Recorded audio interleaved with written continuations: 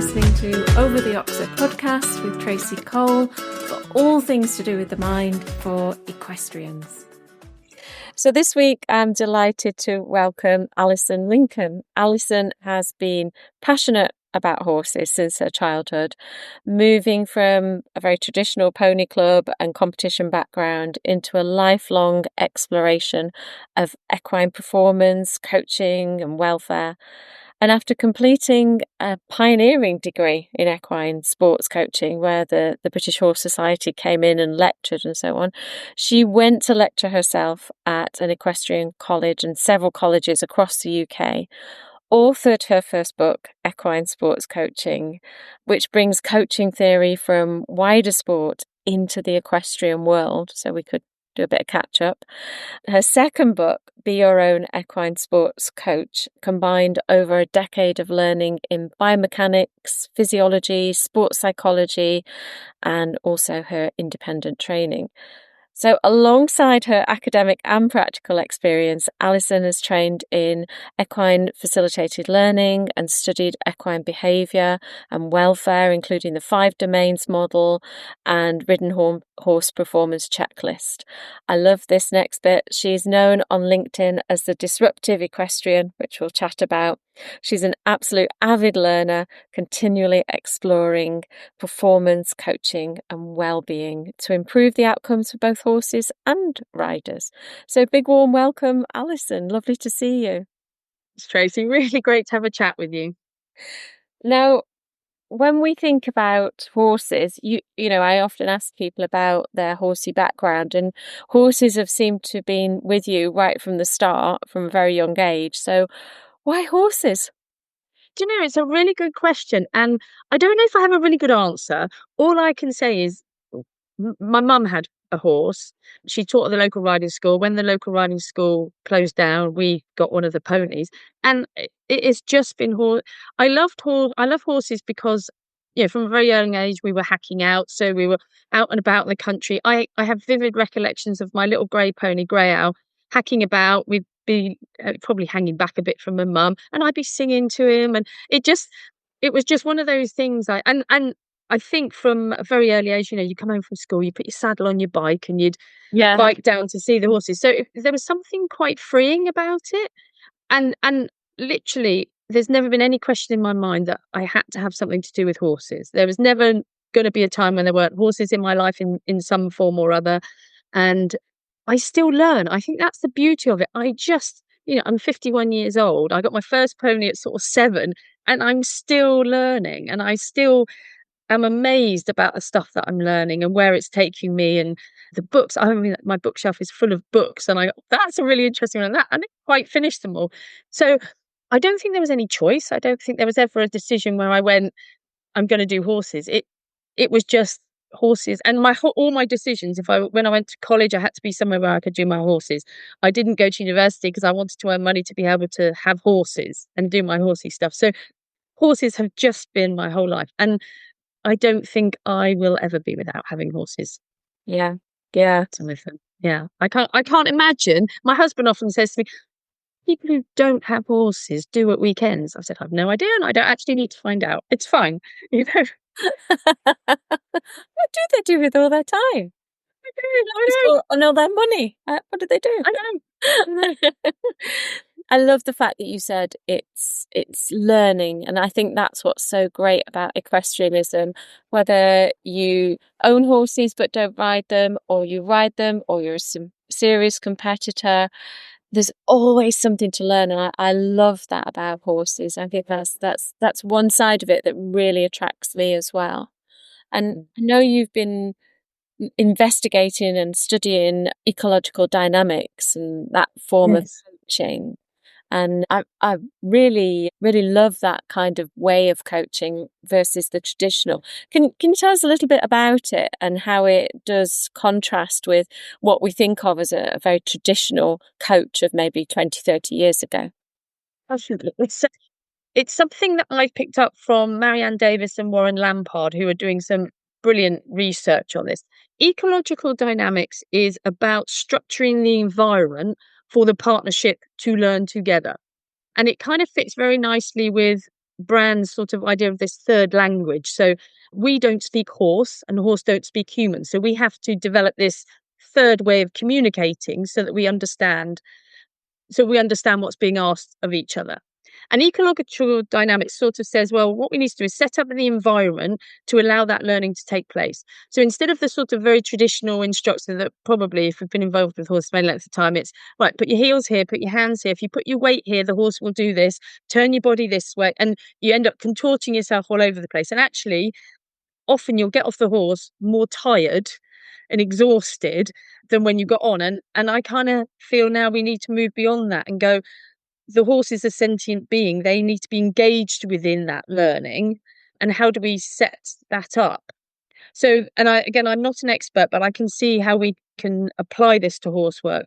It's about looking at what are the constraints put on. So, for instance, if we're competing, when we go show jumping, the constraints when we're show jumping is you have a certain size arena, you have to jump the fences in a certain order, going a certain way, and usually there's a time limit. So, so those are your constraints. But within those constraints, you have opportunities to take action.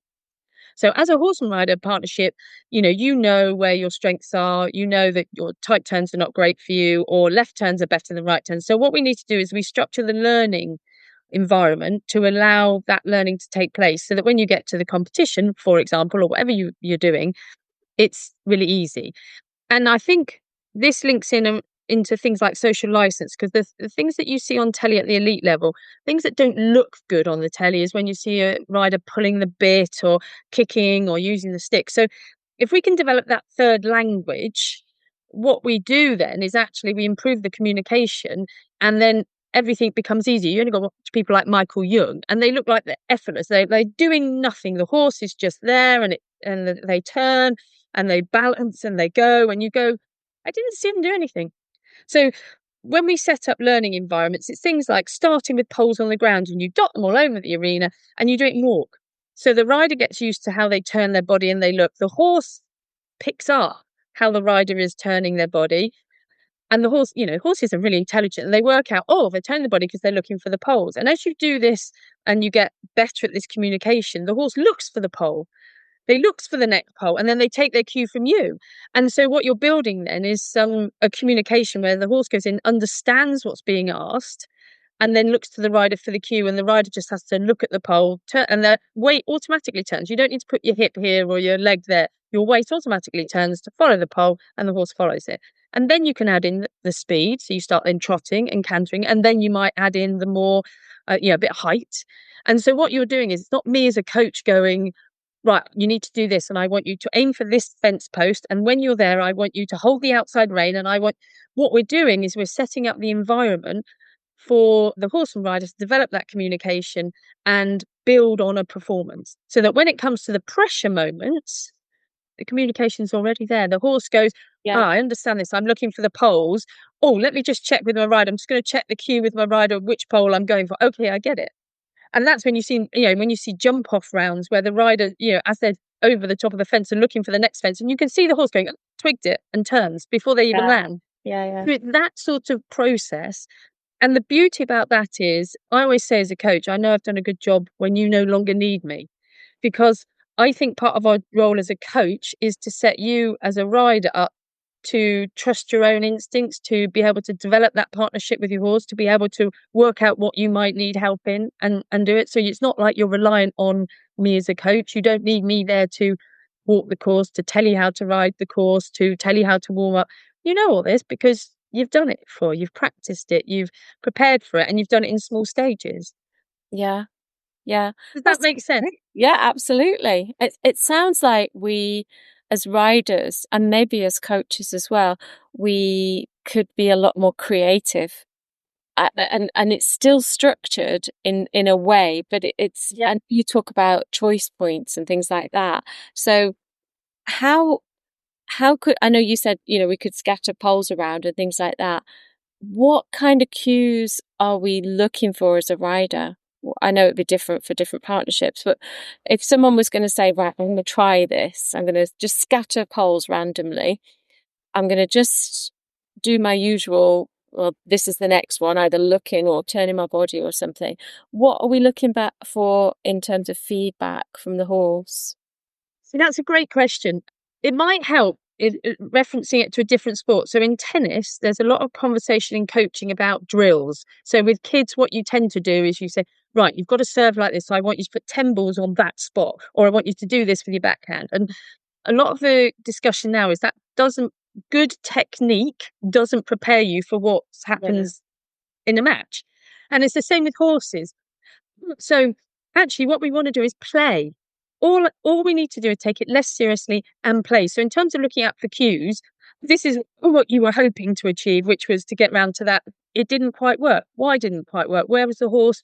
Was I not clear about my intention? Was I not clear with my body? Was I thinking about something else? So it's really experimenting with what I often say to people, well, try opening your rein. Did that give you what you wanted? Try it. So we talked about being disruptive. We need to think differently about, well, I know that I'm supposed to do this. Well, okay, but does that work for you and your horse in this situation? Find out what works. Yeah. So play, experiment, and then get the feedback from the horse. Is the horse picking up on what you want? Yeah. You know, if you turn and look, is the horse following? Okay, if they're not following, what are they looking at? Are they more interested in going and seeing the horse over there? Yeah. You know, so it's about just working out, okay, if my horse's mind is over there and not on what do we need to do to try and get them to want to work with us? Have we not done enough warm up? Do we just need to let them go and see what's over there because they're a bit worried about it and then start again? Yeah. As human beings, we're really good at getting very focused and very, it's that come home from work, I've got 20 minutes to ride, I'm going to do this, this, and this because I'm doing that on the dressage test at the weekend. And actually, part of the fascinating thing about horses for me is you have to learn as much about yourself as you do about the horse. So you recognize that and you go, okay, I know that's going to be a bit, my intention is to do this, but I'm going to be open to the fact that maybe my horse just isn't there today, or maybe it would be better to work on something else.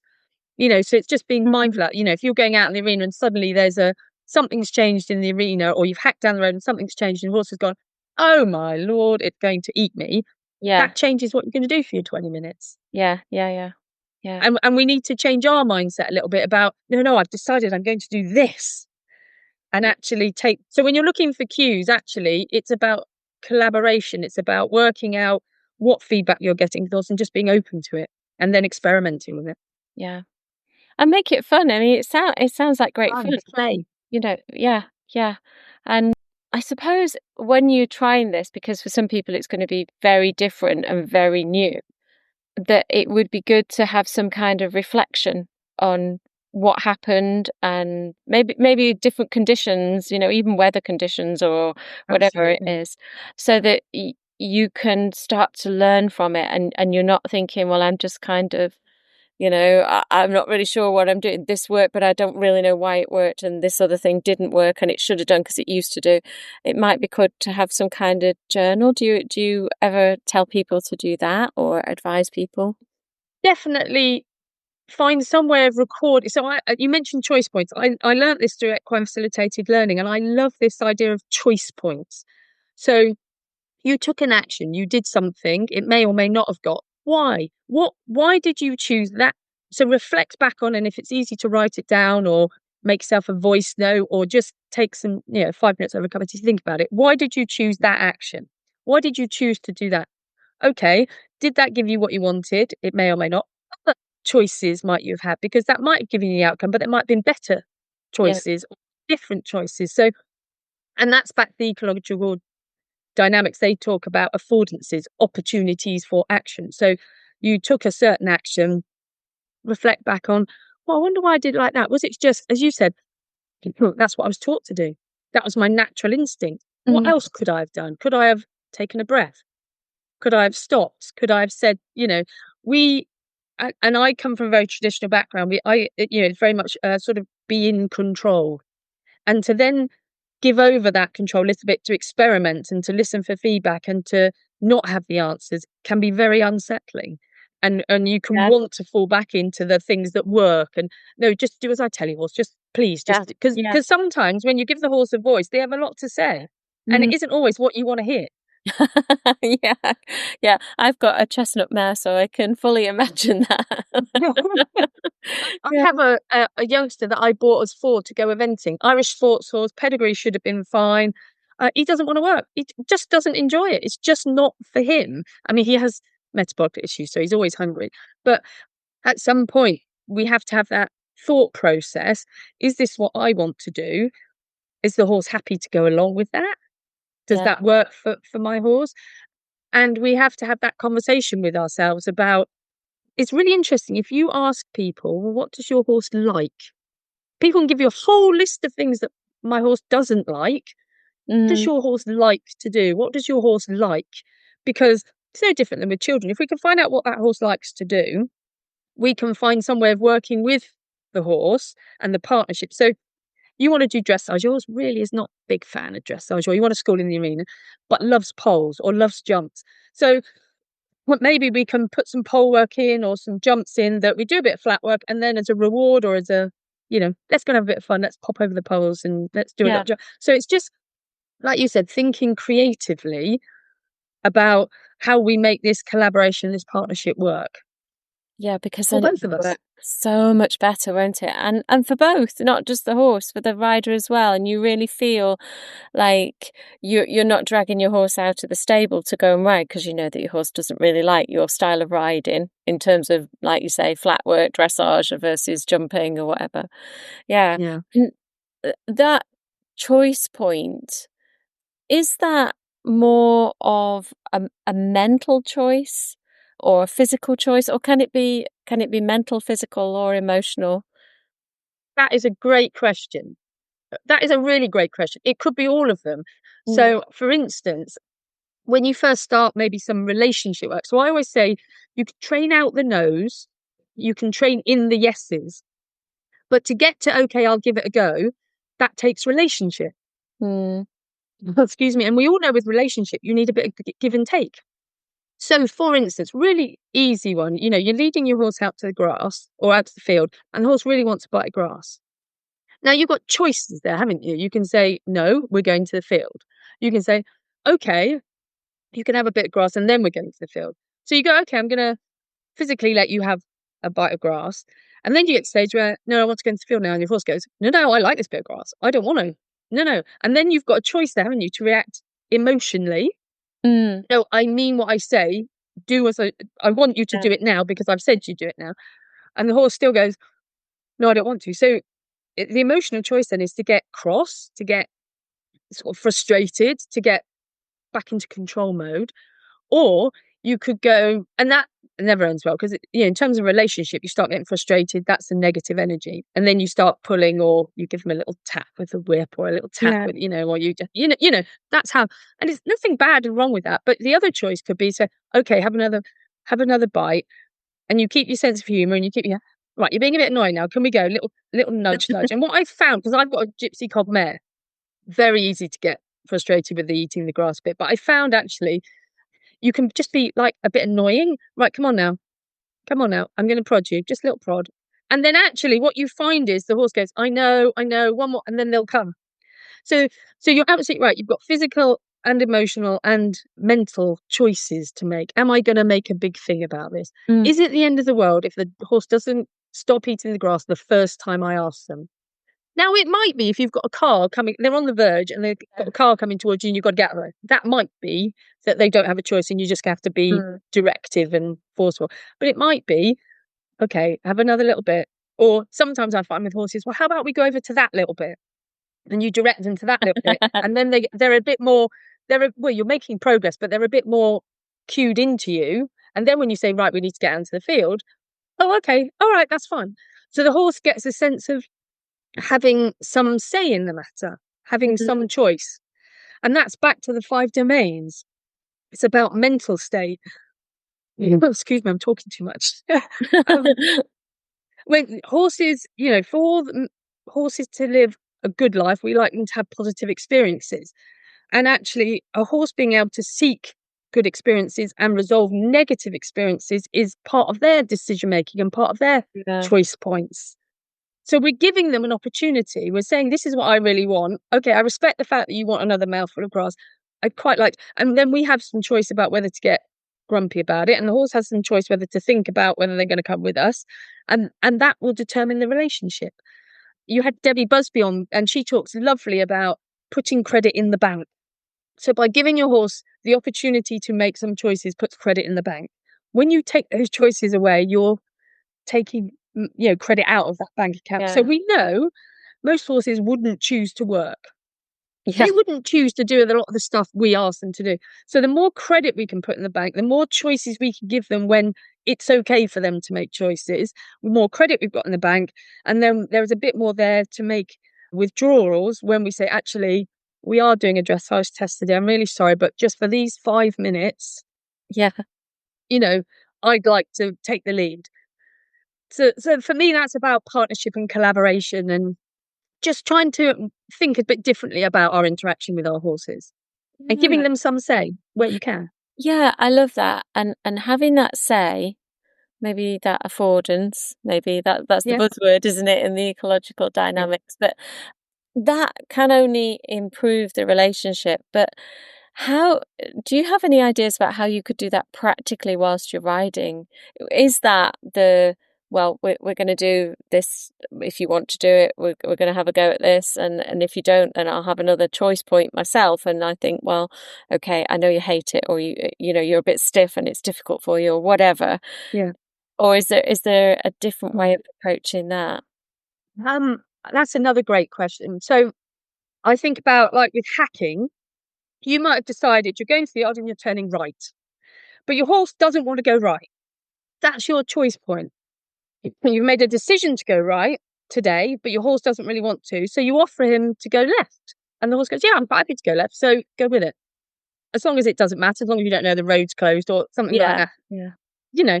If you're in the arena and you thought, right, I'm going to work on transitions today, because that's a good strength exercise and I know I need to improve my transitions, and my coach has said that's what I'm going to do. But your horse is really quite energetic, feeling quite lively. Really, all your horse wants to do is trot around the arena. Or, some days they want to move. They don't want to stop, they want to move. So change your plan. Yeah. Say, today I'm going to work on really loads of energy. I'm going to work on lengthening. And the beauty about that is thinking with your ecological dynamic hat on. You've got an arena, so you've got a long side and you've got a short side. And you can have the intention to lengthen, more energy, more power up the long side. And then just by the horse anticipating the short side, you sitting up thinking about shortening, then the horse automatically shortens. You're developing your communication, you're developing that third language. So you're seeing what the horse has to offer and being flexible within that. Now, it might be that you do 5 or 10 minutes of that, and then the horse goes, actually, I really want to stop. You go, there's my opportunity for a transition. Yeah. So finding out what the horse is offering you today, and can you work with that given whatever constraints, these are your opportunities for actions. If your horse is offering energy, let's use that and find a different solution. If your horse is not feeling like they want to go forward and they want to keep stopping, there's your opportunity to do transitions. The horse wants to stop. Today they're about stopping. So let's practice stopping. Let's practice stopping and see how light we can get it. So will the horse stop because they're thinking about stopping and they're offering stop it? If I just took a small breath in, or if I just sat stiller, because you're developing that communication. And then maybe next time you're pelting down the hill, coming to an upright fence, and you take a breath and you sit upright and you go a bit stiller, the horse goes, oh, I recognise that. Yeah. Because they've been involved in the process. There's nothing worse than, like, yes, this kid's been sat down, you are going to learn algebra today. Yeah, but I really want to run around because I'm feeling really, So it's not like we're changing a lot, but we are just thinking slightly differently about what is the horse offering me today, and how can I work with that.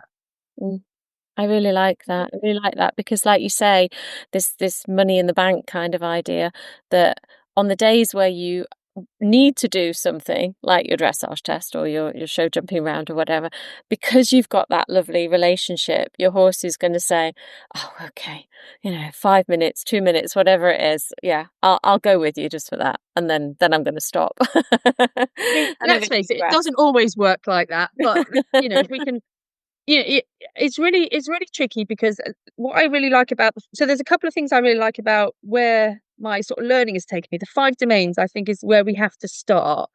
It always used to be friends, freedom, forage. Any behaviourists will say if you've got unwanted behaviour, sometimes it's called bad behaviour, but it's generally just horse being a horse, but it's unwanted. We have to look at the conditions that they're being kept in, and the opportunities to improve that. And the 5 domains I like the 5 domains because it builds on the friends, freedom, and forage, but it also goes from being good care is not the same as good welfare. So good care can take you to neutral welfare. So the horse is not cold or hungry or thirsty. They have friends, all those sorts of things. But in times they can have very little choice. So what takes them into good welfare is where they have opportunities to resolve negative experiences for themselves and opportunities to seek positive experiences. And sometimes it's not very easy because we're all on livery yards. So it's really hard to do that in a livery yard. But there are little things we can do. So there's been some lovely research that horses prefer to drink out of one colour bucket than another. So if we want to give our horses choice, 2 different coloured buckets. I mean, your horse may not care, but they've got a choice then. If they've got waterer, give them a bucket. There is a choice. They can choose where they get their water from. There's another nice study that if you give horses hay or haylage or a mixture of both, they prefer to have the choice of both. So again, can we give them access to different forages? And if you think about what you were just saying about mental state, that horse is going to feels that they have some agency over what they can do. Yeah. And that then, I always liken it to being like when you have it suffering from road rage. You've had a really busy day, you've run late, you've dropped your tea down yourself, you've got, you're late for an appointment, you've had a really stressful conversation at work, and someone pulls out in front of you, and you go, yeah. Oh, if you'd just been on a spa day and you'd had a lovely relaxing day by the pool, you've had a lovely lunch, and you've rushed to get anywhere, and you're driving and someone cuts you up, you just go, oh, they've obviously had a bad day. And I think it's the same with horses. If we can think about that, where they've had the opportunity to make some choices, to resolve any conflicts. So, 2 horses haven't got on, they can get themselves away to a different space. They're starting from much lower level. They're starting from that spa day type feeling. And then if you ask them to do stuff, they're going to be a bit like, yeah. Whereas if they're already, well, I can't, I'm waiting for my human and they haven't come and I'm really hungry and that's a negative experience and I can't eat till I get there, or I don't like that horse and I can't get them away from it, those sorts of things. Or, it's really hot and I've got nowhere to get myself out under the shade. So that we don't have lots of money to be able to change lots of things, but there are little things we can change to give horses some opportunity to resolve negative experiences themselves, to decide what they would like to do, and then when we do want to take some credit out, we've got a lot of credit there. Yeah, great. That's really nice, and I like that analogy with the choice and so on. So what are the 5 domains, in case anyone, I'm sure everyone's heard of them and probably knows them by rote, but just a quick recap so that people know. Okay, I'm going to get my crib sheet out because I don't want to get this wrong, and that would be awful, wouldn't it? Luckily, I have my crib sheet right in front of me. So if anybody's really interested, the course that Christina Wilkins does with the University of New England on the 5 domains, that is that ought to be compulsory really for everybody. It's not a very expensive course, and it's brilliant because it takes you all the way through all the 5 domains, but a lot of other stuff besides. So you've got nutrition, physical environment, health indicators, interactions with the environment, interactions with other animals, and interactions with humans. Okay. And so the interactions with the environment, the other animals, and with humans all make up domain 4. The others, nutrition domain 1, physical environment domain 2, health indicators domain 3. And all of those feed into this overarching 5th domain, which is mental state.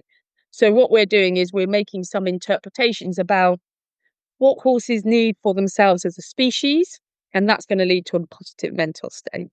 So we need to assess, and this is what's interesting, is it's done on a horse by horse basis. So for different horses, just like with humans, different things will be important to them or not important to them.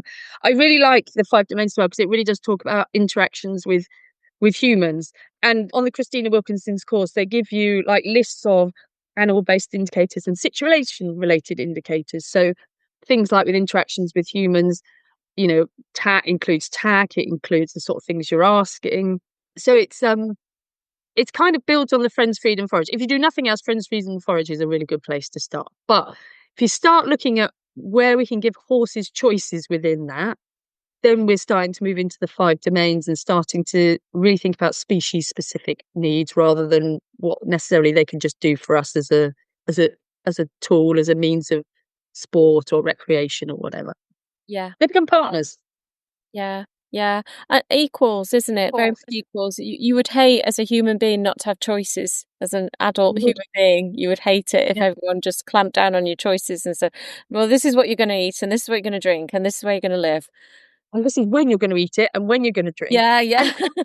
Don't get me wrong. I mean, there is lots of good care going out there. People, fly rugs and fly masks and rain sheets and bring horses in when it's wet. But good care is not the same as good welfare. And horses having the choice to say, actually, I quite like standing out in the rain. I'm all right. Or actually, have I got somewhere I can take myself off? Because often you'll find some horses want the shelter, some horses don't, for example. Obviously, if we want to ride, we might put a rug on them. That's okay. That's fine. That's fair. But where we tend to control all of the stuff, that takes into a neutral welfare state. Yeah. But to get to good welfare, we need to find opportunities, affordances, whatever you want to call it, opportunities for them to take action and make decisions for themselves. Yeah. Yeah. Super. Which kind of leads me on to thinking about your little name on LinkedIn, which I love. I love Disruptive Equestrian, and we were talking about that. You were talking about it, in a positive sense. It's not that you disrupt everything. You're not an anarchist, but No, definitely not. What then needs shaking up and disrupting a bit in the horse world? Do you think? I think we need to just disrupt our own thinking. There's lots going on in the horse world, and you get quite polar opposites, don't you, on social media, where somebody will say something and they'll go, yeah, but we've always done it, and it's if you use like double bridles, we've always used double bridles, and they can be good in good hands, and we don't need to demonize things. And then you'll get the other part who say, no, we shouldn't do that. And then you get, well, we should be educating people, they clearly don't understand. And actually, maybe as I come up from a very traditional background, maybe we just need to rethink stuff. I'm reading a great book at the moment called The Nature of Horses by Stephen Budiansky. And he says things like with the bit, we've always used the bit. I've never questioned using the bit, although probably having now seen some of the research on oral lesions and reading in his book, he says they know when horses were domesticated by the damage to the teeth, because that's when they first started using bits. Now, clearly, we know that they weren't fused very good metal, that, they weren't been positioned properly. But that we just need to then stop and think, oh, that's interesting. Okay, maybe the bit is the right thing for us. Maybe we're not ready to go bitless. Some of our rules don't let us go bitless. But maybe we need to rethink about how we use the bit then. How are we, there's a lot of, quite tight head carriages and stuff. So disruption for me is just about thinking differently. Let's be curious. Let's be interested about the stuff we do and why we do it. And let's just stop and go, okay, I've always done it like that. I wonder why. I mean, I choose not to ride with a whip now, just because I can think back of any time when I've used it inappropriately, or in fact, most of the time I had it because it was an accessory. You did dressage, you had a long dressage whip. Yeah, yeah. And I never thought about it. And then when I thought about it, I thought, I don't really use it. I'm not sure I want to use it. It's really hard to use it well in the moment, with once you learn about negative reinforcement and that sort of thing. So I decided to do without it. At the moment, I've not found anything that I thought I would want to use it for. That may change. I'm just experimenting. And I think that's all, when I say about being disruptive, it's just, let's just be curious. Let's go, we've always done it like that. What, it's the whole, we get on from the left side. Why do we get on from the left side? Well, in the cavalry days, you had a sword. Okay, so do we need to get on from the left side all the time? Or do you know what I mean? It's those sorts of things going, but why? Yeah. But why do we do it like that? And I think that's all I mean from being a disruptive equestrian is let's just think about what we're saying and what we're doing and why we're doing it and just ask some questions. I think there's another book idea coming now. No, I keep saying books are really tough to write, so you have to be really like that second book was all the research I had for 10, 12 years, and I just wanted it out there, and it needed to be out there. So, but you're right, there are probably far cleverer people than me who are saying and doing this stuff with podcasts and webinars and stuff, which is very accessible. Yeah. So where can people find you on social media, on the internet? Where can they get your books? I'll put it all in the description as well. Well, my books are on Amazon. Any good bookstore has them. I think the first book is actually nearly sold out now. It's about, I think it was 2008. So I think it's nearly sold out now. The second book came out in 2022. So that's on Amazon or through the publishers, Prowood. My website is alisonlincoln.co.uk. You'll find the books, all my blogs on there. And I'm on LinkedIn. You'll find me on LinkedIn. And do you know what? I like a discussion and a conversation. Let's just talk about horses. I mean, what's not to like about that? Have a little chat about horses. Yeah, definitely. Well, just before I thank you, I know you want to ask me some questions. Do, because I saw you posted about the Tucker biokinetic technique that you've just trained in, and I know nothing about this, so I would be fascinating to hear what it is, what it involves, and yeah. So, well, it's a lot bigger than the qualification that I've done. I've done the kind of entry level qualification, which is skeletal alignment. So, Tucker biokinetic technique is all about realigning certain parts of the body. So, for me, I've done the bone bit. And once you realign that, you realign not just the bone or not just the organ that you're working on, but you realign them physically, emotionally, mentally, and so on. And you bring them into physical, optimal way of moving, which is probably what most riders are interested in, although we're getting there so that we want them to be emotionally very, very fit and robust as well. So it starts off when you do a checkup or a series of checkups, and these will look like most body worker kind of checkups, your chiropractors and your massage therapists and so on, just checking for motility of different joints around the body. What's slightly different about Tucker biokinetic technique is that you then start to think, well, what's the primary? So they've got a stiff shoulder, but is that the problem? Or is it the lumbar? Or is it the withers? Or is it the sternum? But you can kind of map it out and you can get a good guess, let's say, of the area.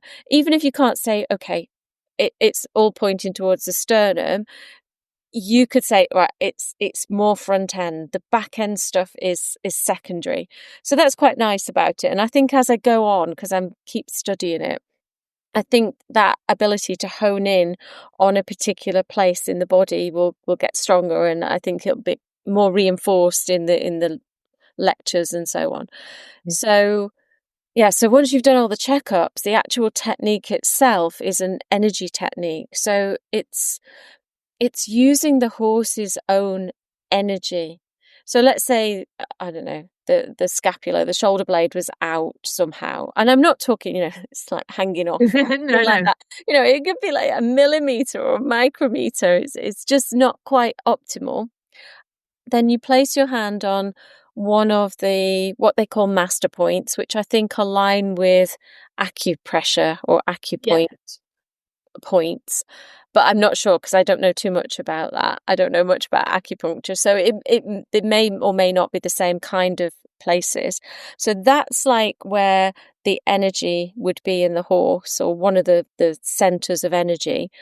And it's using that center to move the bone, in my case, that's misaligned. And it kind of gently moves it. You can't necessarily feel it. But then when you go to do the checkup, so you check the shoulder or whatever it is you're working on, and it's loosened up. And it's just, I'm at that point where I'm like, I don't get why this works, but this is fabulous. But I love those sorts of things. And that fits in because we talked about this before we started. I've just recently done the Sue Dyson behaviour and movement course with Horses Inside Out, looking at the ridden horse performance checklist. And that I can see being so brilliant because you've got these 24 indicators of discomfort in the horses. And if they score 8 or more, there's something not quite right there. And so then I could see And sometimes vets will come in and they go, well, I can't find anything. But something like you've just described would be brilliant, because it's not that the horse is hopping lame or they've done an awful injury, but there's something misaligned, something not right that's causing them discomfort. Now, it might be you find something, but actually, if you've done your ridden horse performance checklist, your horse has scored more than 8, you might call someone like you and say, look, there's something not quite right. We're not sure. Can you come and, because you're right, horses compensate, don't they? So the primary problem might be in the front end, but actually you're seeing the problems as a hind limb toe drag because they're Yeah, compensating for that. yeah, I love that.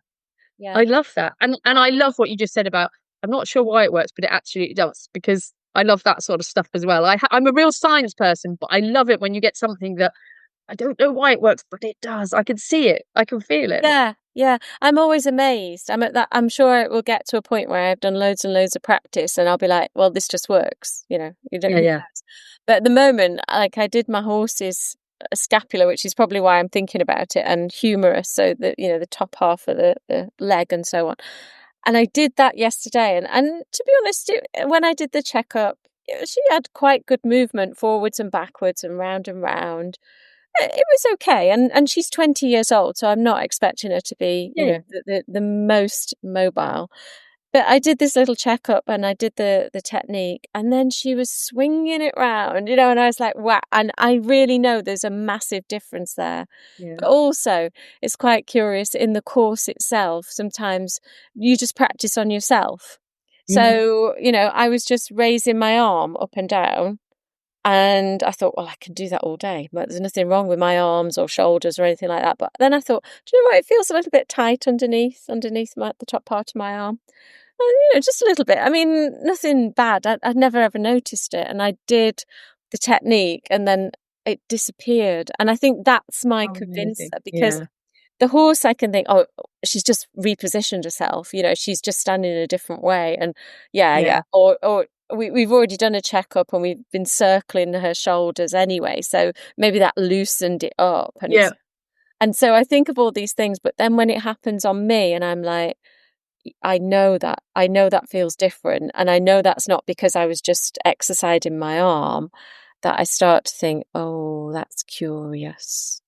And That's I think we all know from ourselves that I know, like, if I don't do stretches, I have a stretching routine. And if I know I haven't done that, I know that not only does it affect me physically, it affects me energy wise, but it also affects me mentally and emotionally. So you can't unpick all of these things, can Mm, you? And anything, I kind of think anything that helps the horse to feel better, however it helps them to feel better, whatever makes them feel better, it's got to be a good thing. And it's not invasive. It's yeah, probably quite nice for the horse. They quite enjoy it. You'll get a sense of whether they like it or not, whether they want you to continue or not. yeah, Um, yeah, I can't wait to see more of your posts about how you keep going yeah. on with it. Yeah, Yeah, the course that I'm just starting is the everything else besides the bones. It's everything else. So it's organs and ligaments and tendons and nerves and blood vessels. And then yeah, there is a master practitioner, and I'm not quite sure. I mean, I think that goes into, because this course does emotional stuff, but I think it goes even deeper into the yeah. emotional side. But I'm not sure. But yeah, Okay. so if anyone does need something for their horse, Yeah. if you I'm look on so gutted that you're too far away from me. Next time you're down in Hampshire, I'd the love you to come and have a look at my chap. That would be so fascinating. Because yeah. I think also when you're doing it on your own horse, I like to have a new fresh pair of eyes in, Mm, because they can often see things, or they see things that you have got into a habit of seeing and not thought about, or anything. You always get a nice new perspective. So, well, yeah, that sounds fascinating. Yeah, really good.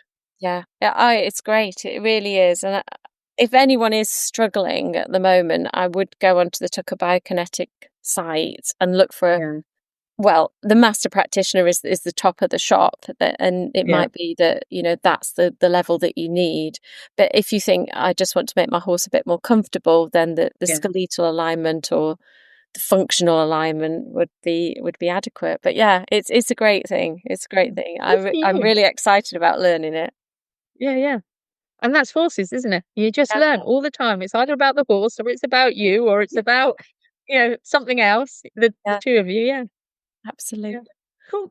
It's been Brilliant to fascinating chat to you, talking with Tracy. I've you. thoroughly enjoyed it. Thank you. And thank you for my questions as well. Oh, no, that was really interesting. I've learnt something new. That's my favourite thing. I get to talk about horses and learn something. Thanks so much. All right. Take care, Tracy.